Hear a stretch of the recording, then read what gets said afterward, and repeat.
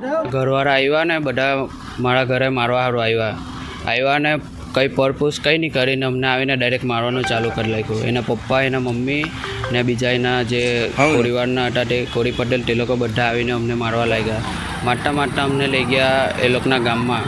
આખા ગામમાં મારતા લઈ ગયા ને એ લોકોના ગામમાં ગઈને જે ઝાડ છે ને ચોરો છે ત્યાં આવીને અમને દોડાએ કહીને બાંધ્યા ને ત્યાં પછી બી માર્યા અમને. કોને મારવામાં આવ્યા? મને, મારી મમ્મીને ને મારી બેનને, અમને ત્રણને મારવામાં આવેલા હતા.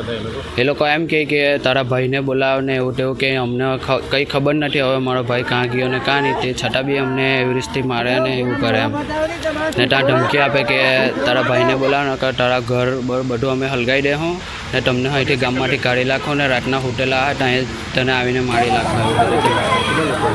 એ બધા બહુ હતા ગામના. તો થોડાકના નામ મને યાદ તો નથી પણ હવે 6-7 જણા એવા છે કે એવું બધું બોલતા હતા ને અમારા સમાજ વિશે બોલતા હતા કે આદિવાસીવાળા સમાજ વિશે એમ કે જાતિ વિશે બોલતા હતા કે આ સમાજમાં પોળી નહીં અપાય એવું તેવું કહીને બધું બોલતા હતા અમને એમ અમારા સમાજ વિશે એમ.